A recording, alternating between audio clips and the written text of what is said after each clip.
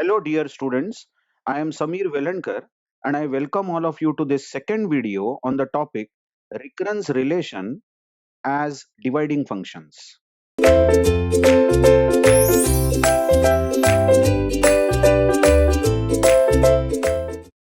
Now, in the previous video, we saw the recurrence relation Tn is equal to Tn by 2 plus 1 and Tn equal to 1 given the two cases n greater than 1 or n equal to 1.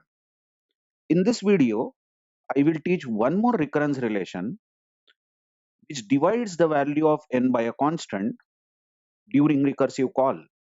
Let's consider this recurrence relation. This is a dividing function where Tn is 2 into Tn by 2 plus n, you observe, if n is greater than 1, but Tn is 1 if n is 1. So we know that T of T1, given that n is 1, T1 is 1. Now we want to find out asymptotic complexity of this recurrence relation using method of substitution again. So I have written the recurrence relation again over here. Tn is 2 into Tn by 2 plus n. Of course, if n is greater than 1, let's number this equation as 1. Now you watch that if Tn is 2 Tn by 2 plus n, then what is this Tn by 2?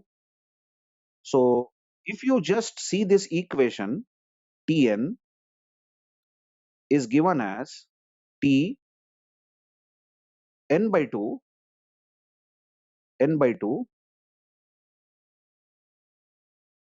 plus n, correct? Of course, Tn by 2 is multiplied by 2. Now we want to know what is Tn by 2. So if you just put n on the left hand side as n by 2, then you will have to put on the right hand side in place of n, you will have to put n by 2. And of course, the additive term n also will be replaced with n by 2. So what we are going to get is Tn by 2 will be equal to 2 times Tn by 4 plus n by 2, isn't it? So that is what I have written, that Tn by 2, just watch this, Tn by 2 is 2 Tn by 4 plus n by 2. Okay. Now we just have to substitute the value of Tn by 2 in equation 1. So the value of Tn by 2 here, this value is simply put in the place of Tn by 2 in equation 1. So we are going to get equation 2, which will be Tn is equal to 2 times 2 into Tn by 4 plus n by 2. Now notice whatever has been written in the bracket here is nothing but T of n by 2.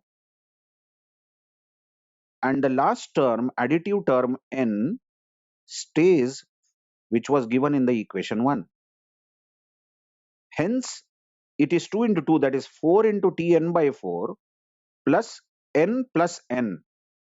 Obviously, I've just opened up the brackets. So I get this equation. I could have written it as 2 into n also. But then now what is Tn by 4 in that case? I don't have to prove it now, but Tn by 4 is 2 times Tn by 8 plus n by 4. Just check it out. So now let us put the value of Tn by 4, this value of Tn by 4 in the place of Tn by 4 in equation 2. So we are going to get Tn is equal to 4 times, because we already had 4 in equation 2, 4 times 2 into Tn by 8 plus n by 4. Now whatever is written in the bracket here is nothing but Tn by 4, and then last two additive terms plus n remain. So we are going to get, I'm just opening the brackets, so 8 into Tn by 8 plus n plus n plus n. Now are you getting some general pattern over here? Definitely. Let's see. You watch that when we have 3 n's, Just check the equation. When we have three n's, that is when we have 3n, 3 times n, then the denominator in this bracket, that is 8, is nothing but 2 raised to 3. And the multiplicative factor over here for that equation is 8 again, that is 2 raised to 3. So, so if we in general say this is k times n, it might be 3 into n, it might be 4 into n. But if these all n's get added k times, that means k times n, then the equation is going to become 2 raised to k into t n upon 2 raised to k plus k into n, isn't it? You just put k as 3 here, that is n into n plus n 3 times n, then the term we are going to get is 2 raised to 3 into n t n upon 2 raised to 3, that is 8 into t n upon 8 plus 3 into n. That's the equation k, the generalized form that we have got. Now obviously our terminating case, that is base case, we will have to attack the base case, isn't it so? We know that the recursion will stop when we reach t1, because t1 given in the data is simply 1. So we want this, whatever I am marking here, t n upon 2 raised to k, watch this, t n upon 2 raised to k should become t1. That means the bracketed expression over here, n upon 2 raised to k, in this bracket should become 1 somehow. That means n upon 2 raised to k should become 1, isn't it so? That means n should become 2 raised to k. Now, if n should become 2 raised to k, that means k should be log of n. Of course, log of n to the base 2.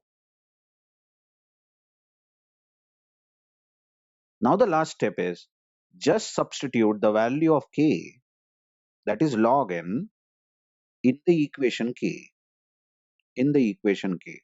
So wherever k is in this equation, just put log of n. So you are going to get something like this. You watch here. Tn is equal to 2 raised to log n. 2 raised to log n, yes. Because we had 2 raised to k here, isn't it? We had 2 raised to k. So that will be 2 raised to log n into t of n upon 2 raised to log n. Now, in the previous video, we know that 2 raised to log n is nothing but n. So what are we getting is, you just check that 2 raised to k became 2 raised to log n, correct? 2 raised to log n into t n upon 2 raised to log n, because it was 2 raised to k, isn't it? N upon 2 raised to k plus k into n. You observe the equation k. Equation k says k into n. So that's going to be log n into n. That is k into n. But then what is 2 raised to log n? In the previous video, we saw it is nothing but n. Similarly, 2 raised to log n here is n. So what we have got exactly is n into t n by n, because 2 raised to log n is n, plus